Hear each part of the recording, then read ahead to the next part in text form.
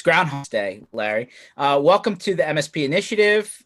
We have good friend and constant face in the T circles, Larry Cobrin from MSP CFO. Larry, how you doing today? I'm great, George. Thanks for having me on the call. Awesome. Where are you based, Larry? I am up in Connecticut. So right now, I'm fortunate that it is a beautiful day. Yeah, the weather's finally starting to get nice on the Northeast. Unfortunately, we're still on the tail end of, lockdown time, right? Probably. Yeah, they're starting to open up Especially here. I'm hoping for. I see okay. you've already gotten it. I'm hoping for my haircut soon. Well, that's good. The barbers seem to be the guys that got really screwed in the whole thing, and the hairdressers and such. So right on. Well, that's good. Everybody's been cooped up. How has quarantine been for you, right? Both personally from a working standpoint, and then you own your business, right? How has that whole process been, throughout the entire government programs and all that jazz? So let's unpack that. First, quarantining's been fine. I've been, with my wife and 3 daughters and dog, which is great. I work out of the house, so that really didn't change, except now I have 4 new office mates. Usually I get the house to myself for the day. So that's been fine. As I like to say, I think as a family, we fight about the right amount. And in terms of the government programs and all that, I've become an expert of reading Treasury Department websites and got a familiarity with the SBA that I did not have previously. Yourself? How you roll? Actually, it's all right. Here in suburban Philadelphia, I'm not in Philly proper, so didn't have any problems with lockdowns and curfews and quarantines and such. So kind of been lucky there. They finally lifted restaurant and stuff restrictions, so we were able to finally go kind of hang out with the friends outside at a local place and have a few beers, which is nice. So it's been nice to kind of unwind a little bit. Not that we haven't been able to just go and do takeout and stuff like that the whole time, but yeah, I'm kind of done with cooking. Yeah, totally understand. So today's topic's an interesting one, right? Because everybody all over the place with where does this go, how long does the money last, how many employees can I retain, right? There's just a lot of I guess question marks, right? Some people were okay, and other people maybe got hit a little bit worse than others, depending on what verticals their end customers were in, kind of thing. So Larry, before I get too deep into the main topic, why don't you go ahead and give the audience a little bit of your background, because you actually come from the financial services industry, I think, and you've been on the math side of things. So I'd love for everyone to understand where you come from. Yeah, sure. So my background's sort of a journeyman's experience. I've worked in, consulting, investment banking. I worked at a private equity fund. I worked at a hedge fund, and here I am now. I say this in all sincerity. I've never had a job I've enjoyed as much as the one I'm doing now. I had the good pleasure of, it was funny, I used to think about it, of working at Citigroup in 2008, when the financial markets just pretty much, the world stopped spinning on its axis from a finance perspective. And we used to talk to people and we said, listen, you have to get through this and prepare for the next one. And I said, I have no idea what the next one is. Who would have thought that, the mortgage debt securities would have caused 2008 when the last one happened, when September 11th happened, the last crisis? And who would have thought in 2008 that there would have been a pandemic that shut down our society? So, it just goes to show you, I don't know what the next crisis will be. Unfortunately, we'll probably hit in the next 10 years or so. And you kind of just have to be prepared for anything. If you're a prepper and you had guns in the basement, you didn't really prepare for the right ones. So you kind of just got to need to prepare in general. Be broadly ready for it. Yeah. Interesting. Wow. That's you've already put out the 10-year, prosecution. I guess everybody needs to think about that. It just happens all the time. Something happens that's a shock to the system every decade or so. It might be 7 years, it might be 12 years. it's going to happen again. You know, I remember when I was younger and somebody, you know, I got a couple of years on you. So when I was coming out of school, some of the older people were, you know, had lived through the Great Depression. And, you know, when I came out of school, it was in the late 80s, and there was a stock market crash, the biggest one we ever thought happened back then. And the guys who were older were like, yeah, this happens. And I was like, oh my gosh, this is crazy. This never happens. But it does. And what we're going through now, it happens. And we as a country, we as a business community, we're resilient. We use our head. We'll get through this. Hopefully, most of us will, not everybody. And that's quite unfortunate. And then it's going to happen again. So the idea is really just to learn. So back in 2000 and financial crisis, you weren't necessarily in the MSP IT circle. You were in the finance sector, right? Yeah, I was. I worked at Citigroup. I worked in the wealth management group. I worked with corporate brokers who sold products to large companies, and one of the products they sold just stopped existing. And most of the companies that worked with them had a very tough year, and they got through it. Interesting. So about when did you get into the MSP CFO, IT owners, and MSP consulting type thing? So euphemistically speaking, in 2010, still following up from 2008, I was, as I like to say, given the opportunity to spend more time with my family. And I just trying to figure out where to go. And there was somebody I'd worked with at Citi. Actually, our group had been sold to Morgan Stanley, so I worked with her at Morgan Stanley, and she was at a startup, and she just looked happier than anybody I've ever seen. And I thought, why would I go back to a big bank where it really was unpleasant and political? I got to try doing this. So I did a startup for about 6 months. I worked with somebody helping out with a healthcare startup. That one didn't work out. And then, you know, it was really a friend of my wife's from her summer camp. And he said he had an idea. He was an MSP owner. I didn't know much about the space other than that it existed. So I kind of came to this fresh. Been doing it for a while. I don't consider myself that fresh anymore. But we started by figuring out there was a need to help MSPs understand how to improve their business. So we're going to get into the main topic in a second, but MSPFO, the main gist of what your software company does today for MSPs is what? So in the fewest words possible, it's business intelligence. To spread that out a little, if you look at the CFO function, there's really 3 parts of it. One part is sort of your bookkeeping side, where you basically maintain QuickBooks. Another part of it is sort of the strategy, where you do the M&A and you negotiate as the financial person as part of the leadership team. And the other part, the one that we don't do either one of those.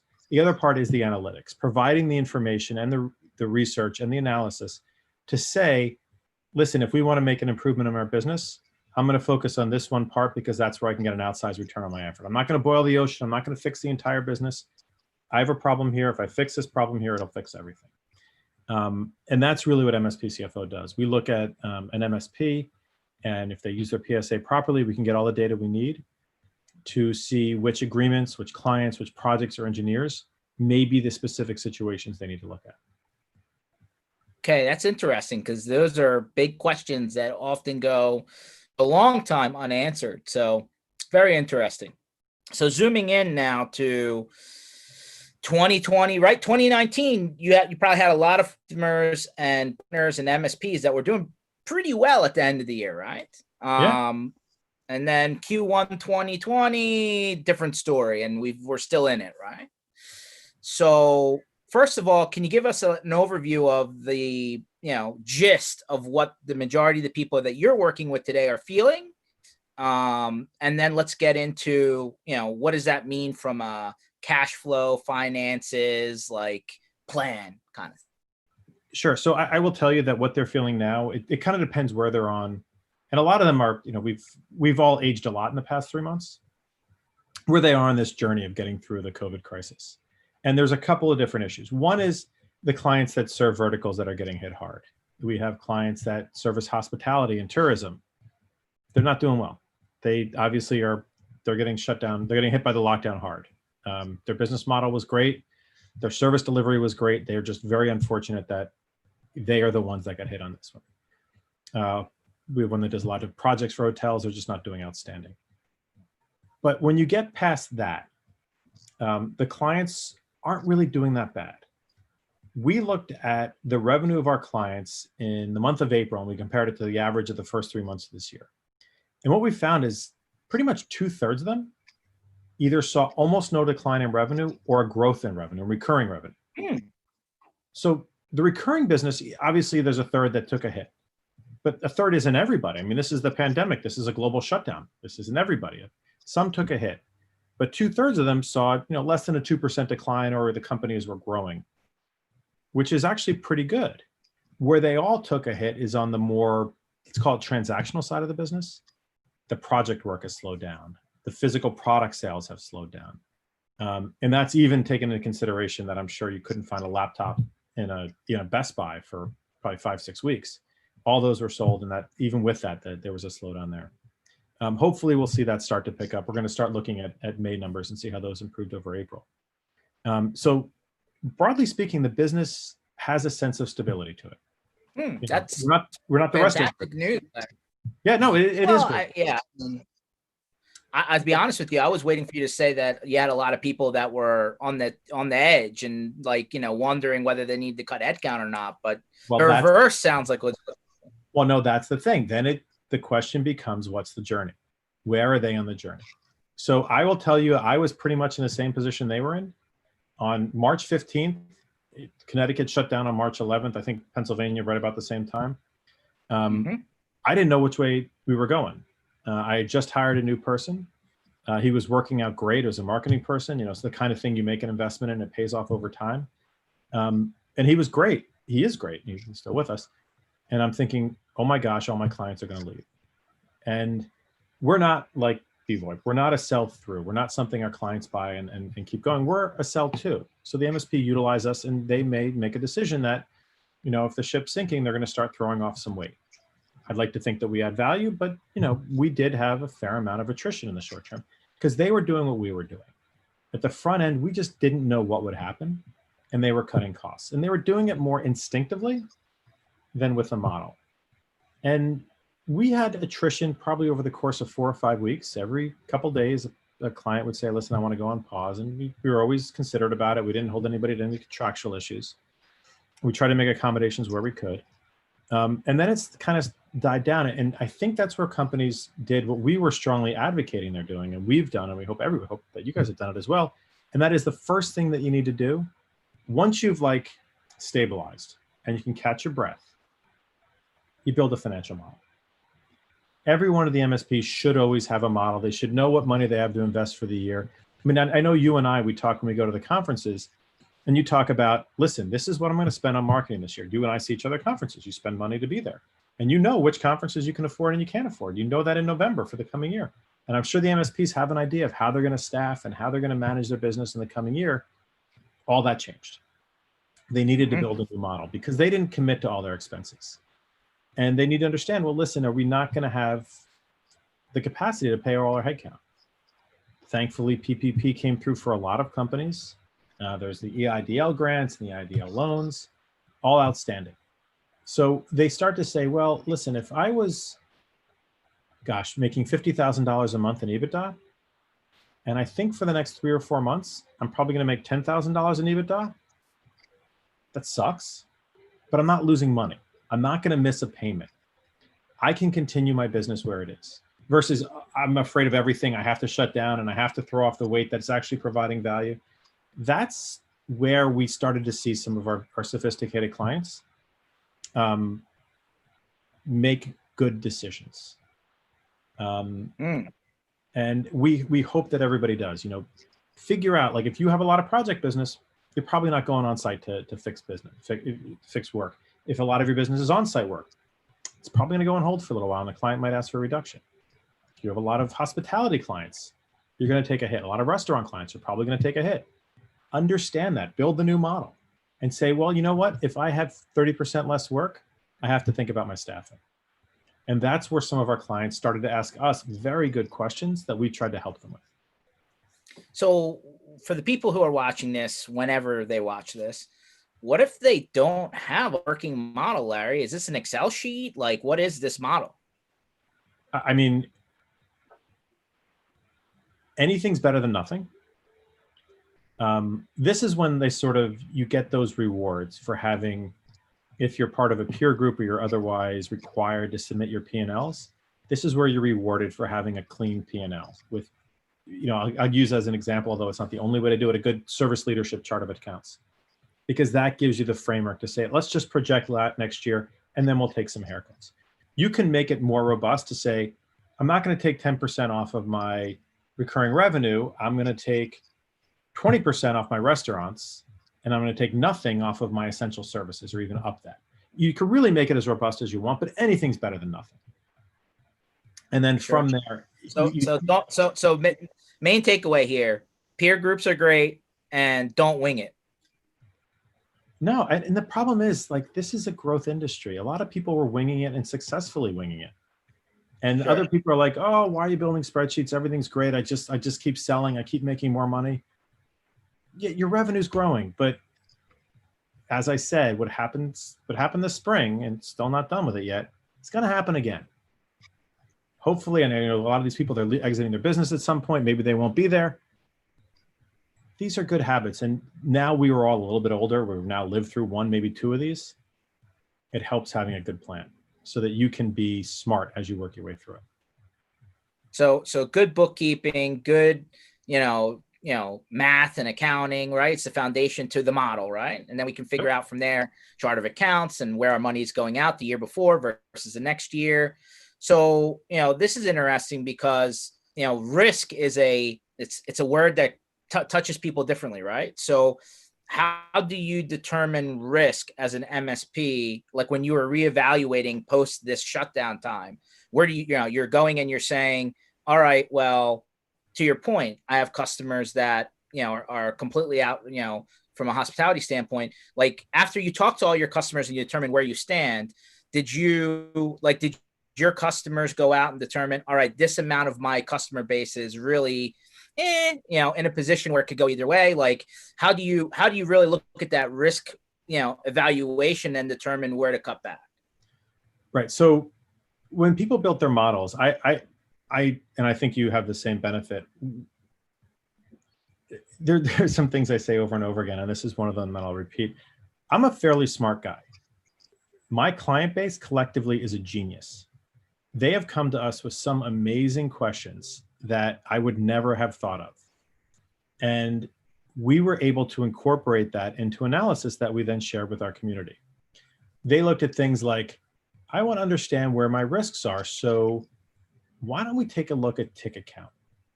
If ticket count is declining, the client's shopping me. The client is probably going out of business or winding down. And in this case, there's a lot of people that are less busy.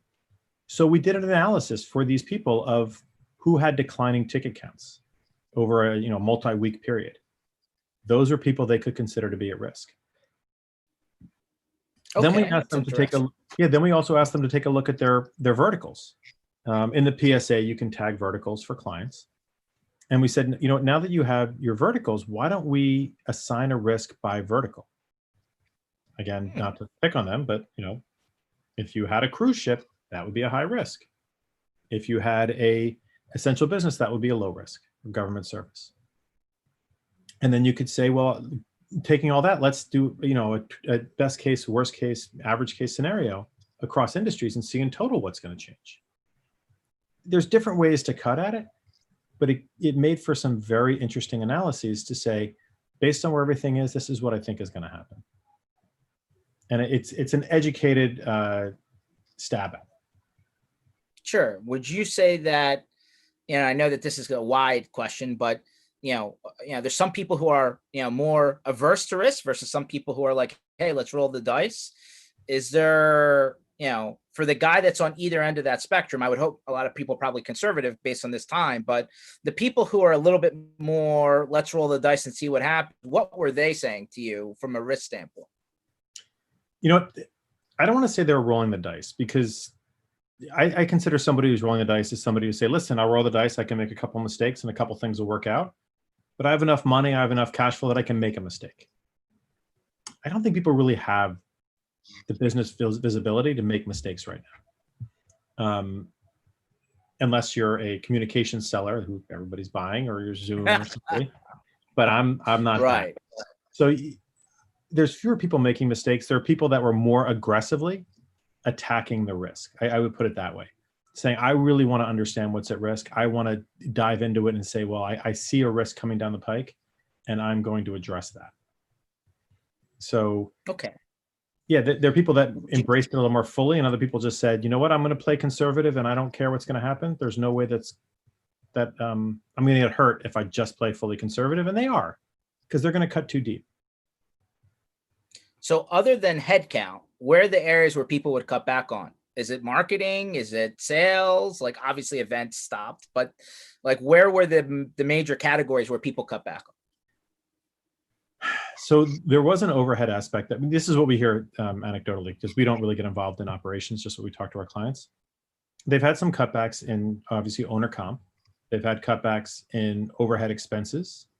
And a lot of it is client facing, cutbacks and restaffing and re-understanding what resources they need to be able to service their clients. And we've gotten a lot of information, a lot of feedback saying, listen, can you help me understand what I need for staffing now versus what I might have needed in January? So Did you, I mean, for the people that you saw, hey, business was either steady or growing, I assume they maybe added people in some cases. Yeah, they did. That's our understanding. I mean, there's always a little bit of a lag, business grows and you catch up and your people work overtime and then they come back. I think in this situation, where we were in the end of March and April is so different than where we were in January. And I just don't know where we're going to be in July. So you kind of want to stay on the conservative side and you want to sort of ratchet up slowly. I would argue because who knows if there's a second wave that comes through, if there's not a second wave and we open up faster than we thought we would have. We don't know the answer to that question. So you kind of want to give yourself options. And somebody always said, what's the quote? I actually heard this in an Evolve meeting: hire slow, fire fast. So I think that a lot of them are taking that approach.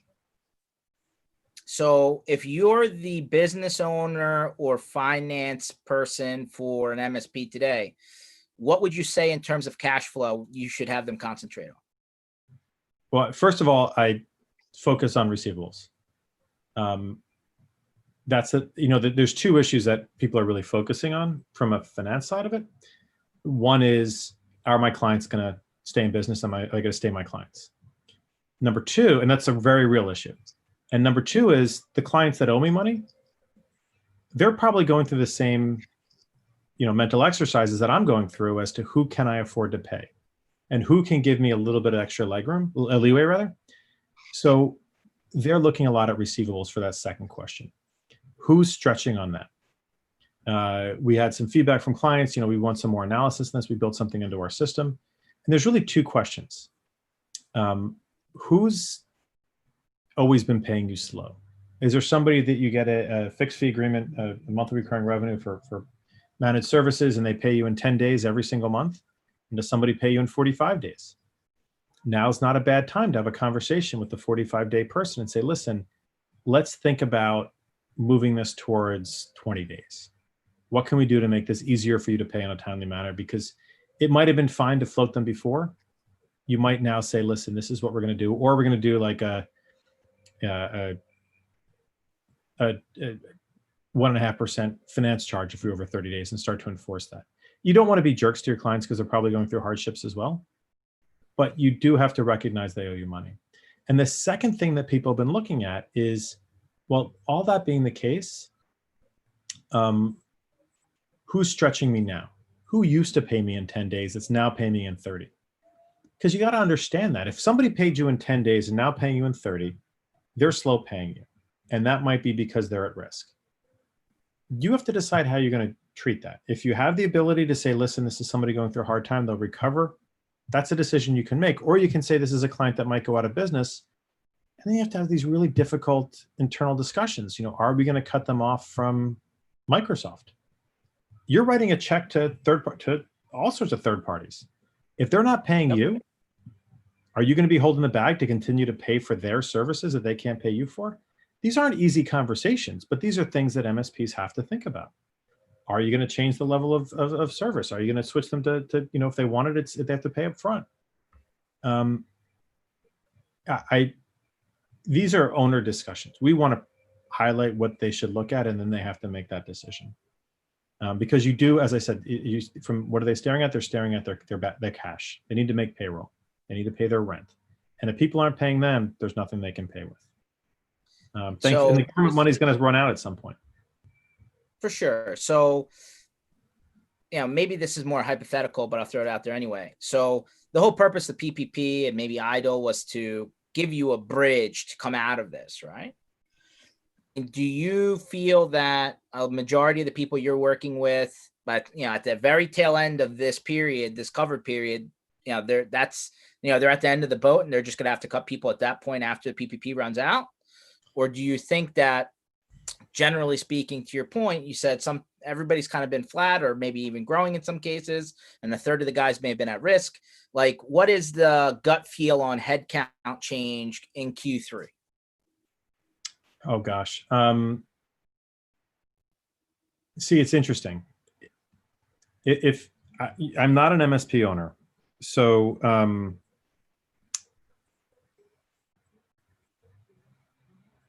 what I would say is PPP is set up for MSPs. It's set up to cover payroll, and MSPs largely, one of their largest expenses is headcount. It's much better than somebody who has to pay a lot of rent. PPP, although they've adapted, it really wasn't set up for that. So it really covered MSPs pretty well for 8 weeks. But again, this bill was written in the course of a weekend, I think. They didn't know how long it was going to last. It was amazing they got it done. There was plenty of flaws in it, but getting it done in a week, that's amazing. So I think it really puts them in decent position. The question they have to ask themselves is, what kind of staffing do I need?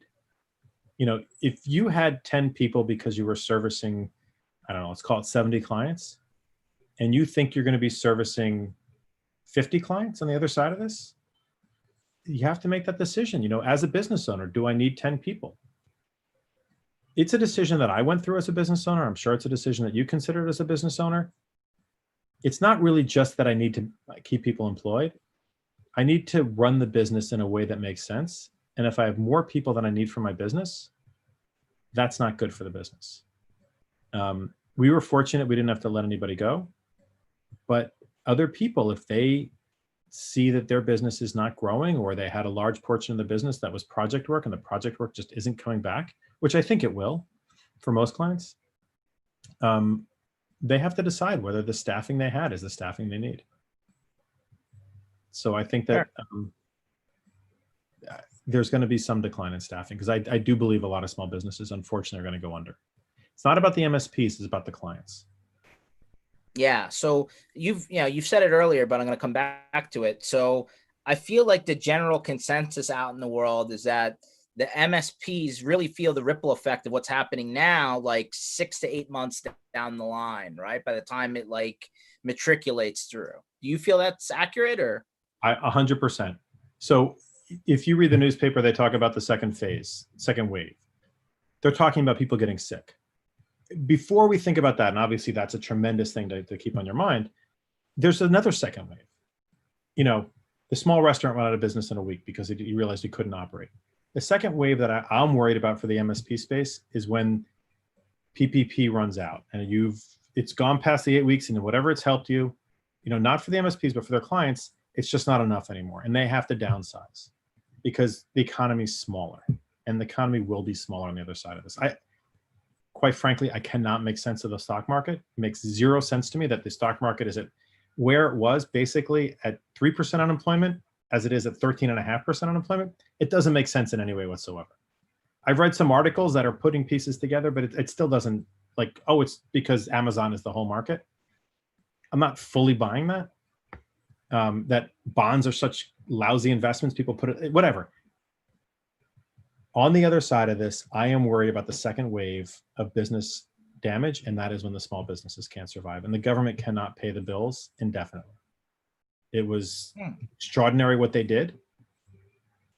I really hope we don't have to go through it, but that's my fear.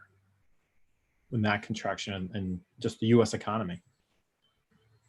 So for the people that are aggressively trying to do things now to maybe benefit in the Q3, we're in Q3, tail end of Q3 into Q4 and beyond, we're hearing a lot of people saying, hey, double down on marketing, double down on sales efforts. Do you think that that's risky from a cash flow standpoint? It's hard to say. I think from where I'm coming from, and a hammer always sees the world as a nail. I would say that you want to look at which clients are more or less profitable. At the end of the day, it's about the bottom line. It's not about top line. So I'd rather see a company that's a 20% margin company at 2 million in revenue than a 5% margin company at $3 million in revenue. So rather than chasing sales, they should really take a moment and figure out how they can maximize their profitability, figure out which clients are better or worse, what they can do to fix that. Doubling down on marketing, I guess I'm not the right person to answer that. I know from my perspective, and you and I market through travel. I market because I'm on the road. I haven't been on the road in a long time. I probably won't be on the road for a long time. So I have to change my marketing standpoint. I am spending different on marketing. I'm experimenting with marketing. So for an MSP, I really don't know. There are smarter people than me that could answer that question. Fair enough. So from let's dig into that topic a little bit more, because I think that's really the big takeaway, or one of the big takeaways so far, is that how do you, like, best in class MSP is what, 20% to the bottom line? I'm somewhere around there. So let's call that, yeah.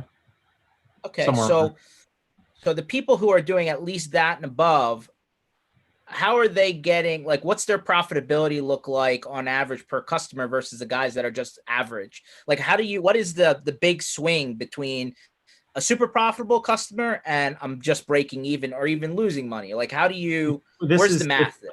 The math there is that if you're just breaking even, there isn't a super bright future for you, because this is going to be a hit. And if you can't, like we talked about the company going from 50 down to 10, if you're at 5, you're probably going to take a hit. And that puts you in the point where it's a little bit low. So when you look at client profitability, obviously you're looking at hard costs, like Office 365 and antivirus and all that other stuff, right? The SaaS subscriptions. But then how do you factor the labor rate, right? Is it just number of tickets per customer per month, or like, how do you determine the actual profitability on a client by client basis?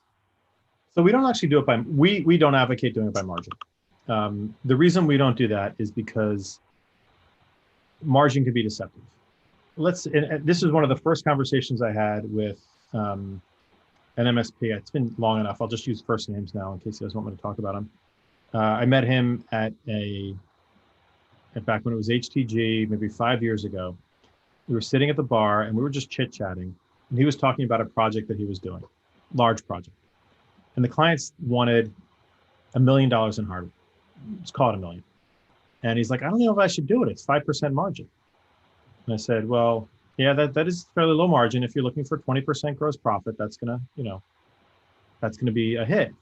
But answer me this: how much work is it going to take for you to get that 5% margin? He's like, well, not that much. We spec out one machine and just do, 40 machines or whatever the number was. It's probably going to take like 4 or 5 hours work, maybe 10. I'm like, okay, so you're going to have to float the money. He goes, no. They're going to pay us up front, and we probably actually pay the vendor a month after we get our money. So they actually get negative float, which is great. And I said, so you're going to make 50 grand on this 5% of $1 million. And it's going to take you 10 hours. I do that all day long. And if you look at it on a gross profit perspective, yeah, they're killing their numbers. They're bringing down gross profit. If you look at it, the money they're making for their investment of time, that's outstanding. So we kind of live on that theory. How much money are you making based on hour you invest on a client? And that way you don't really get hurt by selling them lots of product. because you can always sell them lots of product or lots of recurring licenses, which might be like set it and forget it. You never really have to touch them. And that's free margin, not free margin, but no work margin. That just makes it look like a better client. So we always look at it, we call it, it's gross profit per hour. We use a number which I get yelled at all the time. We call it contribution per hour. How much is that client contributing to your gross profit per hour you invest in that client? And we recommend people, it's a great way to compare different clients at different sizes, because bigger clients will make more money and have more hours. So in order to actually make this math, this contribution per hour, you have to have some pretty close time record keeping, right? I mean, if you're not putting your time into the system. I mean, I talked a little bit before about the clients that were doing better versus doing worse. And I think that we are very fortunate in the sense that if the clients that we work with are pretty good timekeepers, from a maturity level, they skew a little bit higher than average, I would think. But yes, you have to have your time. And again, this goes back to, it's easier to build a budget if the whole time you had a proper chart of accounts and we're following it along and said, I can now look at this and say which numbers are going to go up and down. The same is true of having to deal with good versus bad clients. If you put your invoices in and you parse out your additions properly and you enter all your time in and use a payroll wrap to make sure that you have the entire 8 hours a day in the system, you can then look back and say, well, now I have a really good way to know which clients are good or bad. If you don't put your time in the PSA, if you don't invoice well, you're kind of stuck without the ability to know which clients are better or worse. One of the problems that we talk to new clients about is if you look at your agreements, there are some agreements that are outstanding. The client never calls you, and they pay you good money every month, and they're fairly fond of you for whatever reason. And they're clients that just overutilize you or you're undercharging them. You have a portfolio of clients. Some are very bad, some are very good, and it's like a distribution. On average, it might be fine. On average, you might be getting the target effective hourly rate you were shooting for. If you want to make $150 an hour, maybe you have $30,000 of revenue and you have, what would that be, 200 hours. That's great. I'm hitting my numbers. I don't have to worry about my agreements. But that's probably because you have some lousy clients. And it's probably because you have some outstanding clients. And if you focus on the lousy ones, just 3 or 4 of them, maybe even fewer, you might be able to bring up your overall gross profit because you're fixing 1 or 2 relationships. And the ones that are outstanding, they are outstanding, but they're also flight risks. Because eventually they're going to sit down and they're going to say, well, I'm paying this guy $2,000 a month. I think I've spoken to him once every other month. That seems like a lot. And God bless our partners. Maybe they set up our clients, or the MSP CFO clients, maybe they set up the best stack. It's infallible. Clients don't care. They don't care past 6 months. They want to know that they're always paying for a service. Fine, I'll pay you to set up the stack, and then I'll pay you much less because I never call you. So those are the ones you have to protect. And if you don't focus on the margins, the really bad ones and the really good ones, then you're losing an opportunity to improve part of your business by looking at a couple of relationships. And you're living with a certain amount of risk that the clients would leave. So it's really important to know where they stand, that distribution, and not just the overall gross profit, not just the overall effective rate. So I assume this math got skewed during Q2, right? I mean, because there was a spike, then it came down, and then there's like now more or less people have been quiet to a degree. Now you're starting to find out which customers have sustained right through the financial portion of this. Whenever you look at an analysis like which client's better or worse, you want to look at over a long period of time. I would almost ignore the spike and the dips. What I would know is which clients might be gone for good. Those I would pay attention to quickly. But I wouldn't say I'm going to reprice an agreement because of what happened in November and April. I'm sorry, in March and April. So what's a adequate amount of time? Is it 6 months? Is it 8 months? Is it 12 months? Like, I would argue, and some of the clients we talked to, the analysis they do is every quarter, every month, they look at the trailing 3 months. The nature of the business is that it's spiky, that MSPs are required to respond to issues as they arise, and they will arise. The theory being that not all clients have issues at the exact same time. And it's an insurance policy. You're there for the extra 20 hours whenever they need it because something goes wrong. And hopefully that happens once a year, and then the rest of the year makes up for it. So you look back at trailing 3, trailing 6 months to see how that looks over a period of time. 1 month just isn't enough because of those spikes. That'll confuse you, and it's a one-off situation that you can write off. It's the trends. That's what you want to be aware of. Okay, so moving forward, right? Let's look at the rest of the year, because again, we're until 2020 is over and they start making movies about it, we're still in it. So, what is your recommendations for your customers or for people, other MSPs out there, to concentrate on between now and the end of the year? Right? We talked about headcount, we talked about client profitability. What else are we missing in terms of what these guys should be concentrating themselves on? Well, it is headcount. That's a big one. Are you staffed appropriately? We have done some work with clients where we looked at how much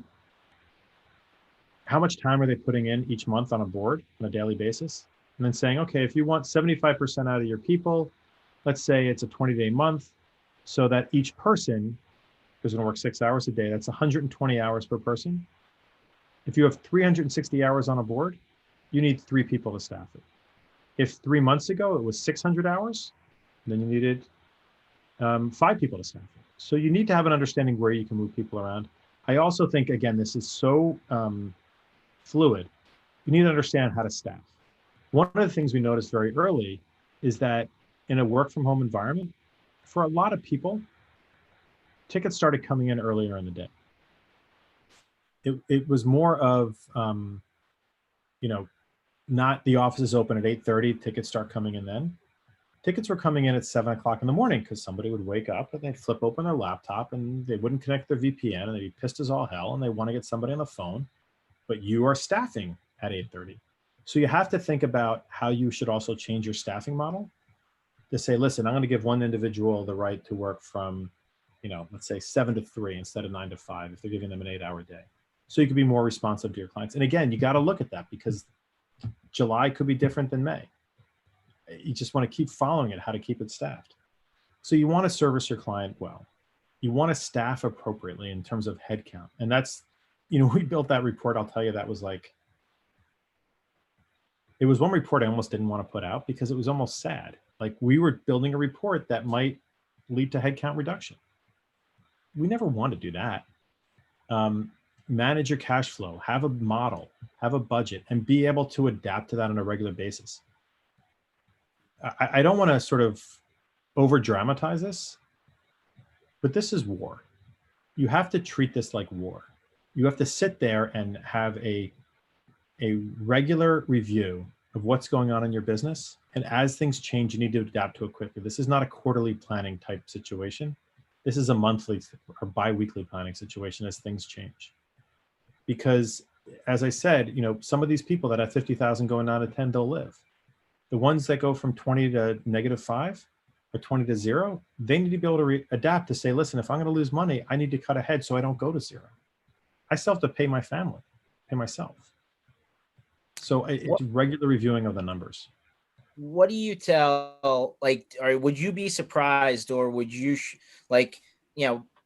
obviously the more reoccurring services you have and the larger the total amount of revenue you bring in that is reoccurring, generally the better off you are, right? That's what we've all heard over the years. Mm-hmm. There's probably going to be an arrow back towards time and material and break fix a little bit, no? Yeah, no, I mean, one of the things people try to do is that you want to cover your monthly nut with your monthly recurring revenue, your margin off of that. That should cover all your overhead.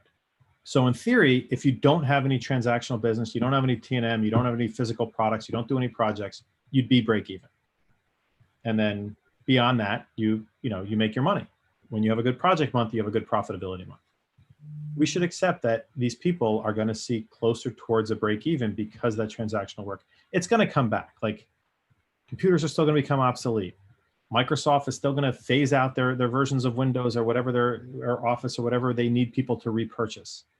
That's still going to happen. People are just delaying some of it. The businesses who go out of business don't need it all anymore, but I think that's going to come back. So you want to stay alive. So for the little bit of time that we have left, yes, you obviously have had customers who have either acquired or have been acquired. Yes. So do you have an opinion on how this type of, per client math and profitability planning helps or hurts that conversation? Well, if you can get ahead of it, it helps it phenomenally well. Because if you're sitting there and you're saying, I want to sell my business in 12 months or 2 years, you're going to sell it based on, and I think from what I understand, people are moving much more towards an earnings-based multiple rather than strictly a revenue-based multiple where it used to be. You want to be more profitable. And you should say, well, if I'm making 12% margins, I'm worth X, but somebody's going to think a lot of me if I'm making 16% margins. So I'm not only going to make more because I'm making more money on every dollar I earn, but I might even get revenue expansion because whoever buys me is going to think I'm super sophisticated and worth more. There's really a great return on that. If you increase it would be an increase of profitability from 12 by a third, you might get 50% more of growth. But it's not something you do overnight. I have a friend who's a dermatologist, and he tells me these kids come in and go say, well, I have a party coming up. Can you clear up my skin for the weekend? And he comes back to me and he's like, wow. I mean, he's not snotty to them. He's a very polite person, but he looks at me after he tells me these stories like, they should have been here 6 months ago, getting a whole lineup of treatments. You can't fix this stuff in a couple of days. And the same is true. You can't fix an entire business in a couple of days. But if you make it like part of your regimen, I will evaluate my good and my bad clients. I will look at my agreements. I will make sure my engineers are constantly putting in time. I will have the right conversations.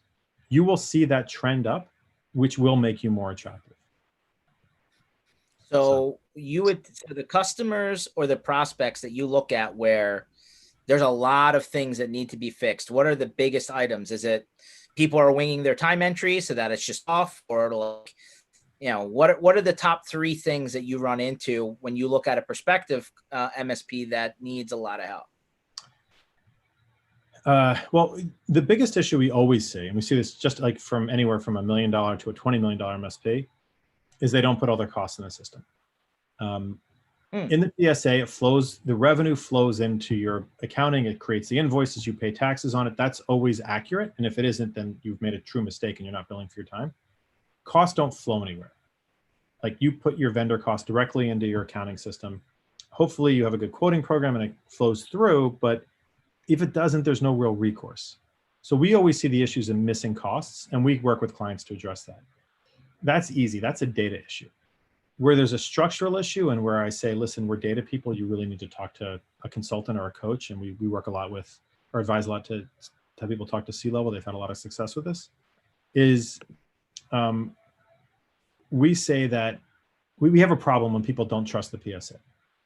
If I'm an MSP and you're my client and I do 4 hours of work for you under the recurring revenue agreement, you don't get an invoice for those 4 hours. They're economically covered by the agreement. Some people don't trust the PSA, so they don't enter the time or they write it off. That causes data problems and makes it harder to do analysis. For truly written off time versus time you just don't want to show up on an invoice. So there are structural things that we ask clients to work on. And then obviously people who don't enter their time. I don't know if it's because I'm working with more sophisticated clients than I used to, but we really don't see it that often anymore. I think it's funny, when we first started this, we talked to this was 5-6 years ago, we talked to an MSP owner. He was a former military person, and he said, anybody who doesn't put their time in by 5 gets an email.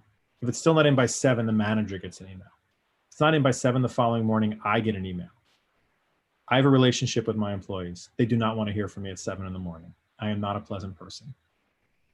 I don't hear as much of that, but I am finding that people are much better at putting their time than they used to be. We don't find a lot of gaps anymore.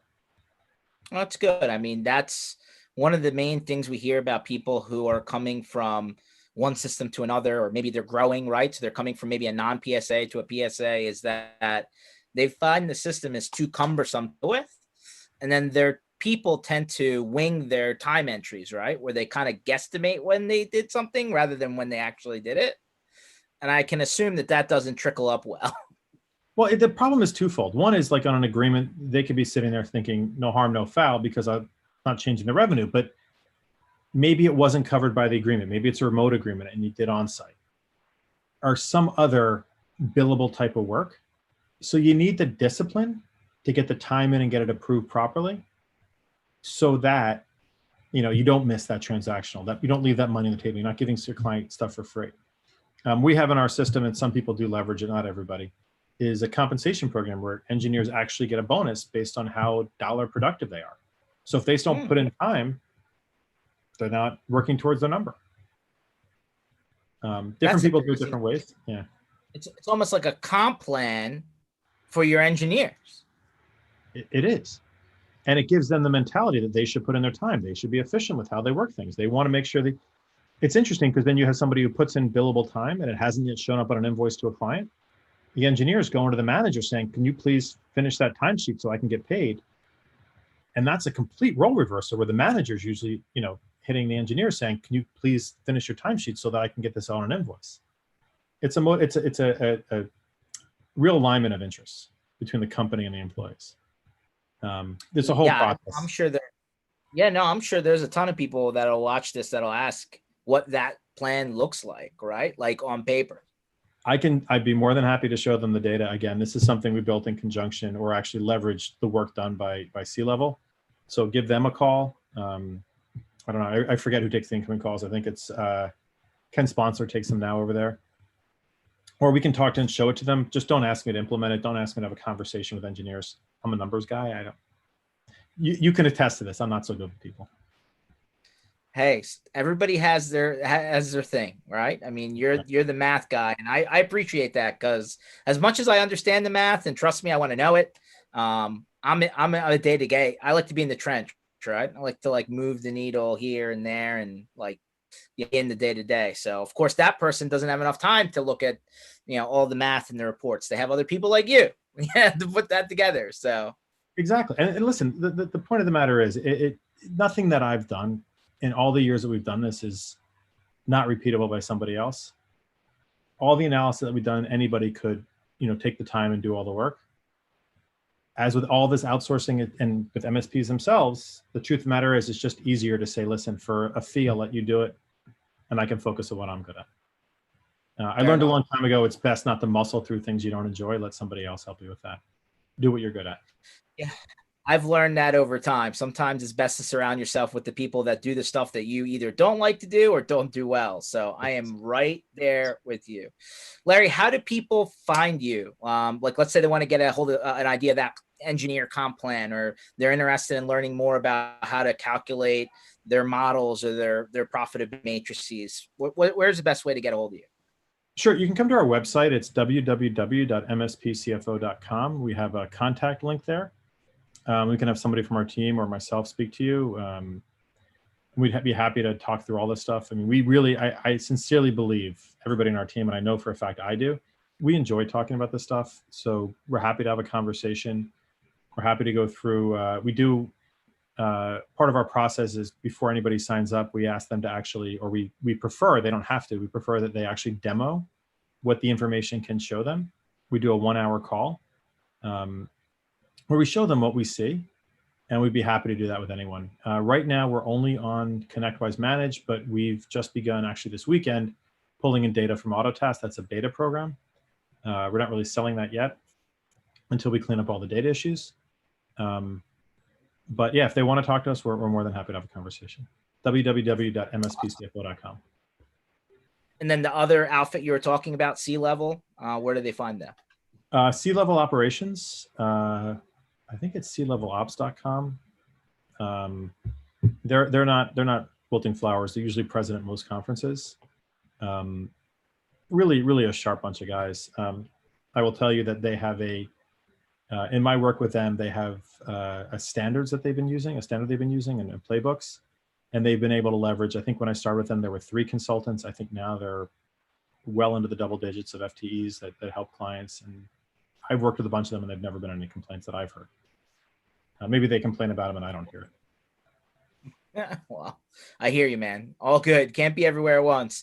Appreciate your time, Larry. And thanks everybody for sticking in here. I know that this was a real, kind of business level conversation. Not that we haven't had those before, but it really, forces people to think about the math And I appreciate everybody for jumping on board. Again, MSP initiative is Tuesdays and Thursdays, 1:00 Eastern time. Of course, we record all these sessions. You'll see this online, shortly after this is over. Larry, when do you think we're going to see you next, my friend? Am I going to have to come to Connecticut to see you? I think it might be Zoom for the foreseeable future. Maybe we'll see you in Denver. I would love to go to Denver, but I'm not sure if I'm ready. I mean, George, you know better than I do when these things are going to open up again. Unfortunately, we're hearing about events in Phoenix and Vegas, but I just still don't listen. It's one thing if it's me, right? If I have to actually get on a plane and it's on my back, but I'll tell you, a lot of my employees are super uncomfortable about getting on a plane right now. Yeah, no, they're selling all the seats, aren't they? They're not social distancing on planes. They talked about in the middle seat open, and now that's not happening. So it's very intriguing. They're on both ends because they have fewer flights. Right. So people want to get from point A to point B. If you tell them you have no seats, people are going to get pissed off about that too. Being in an airline is working with a lot of angry people. Well, Larry, let's hope that the back end of the year ends up being calmer and we don't see a crazy second wave, but do hope that we see you soon in person. If not, stay in touch, and thanks everybody for watching. Thank you for having me. Take care. You got it.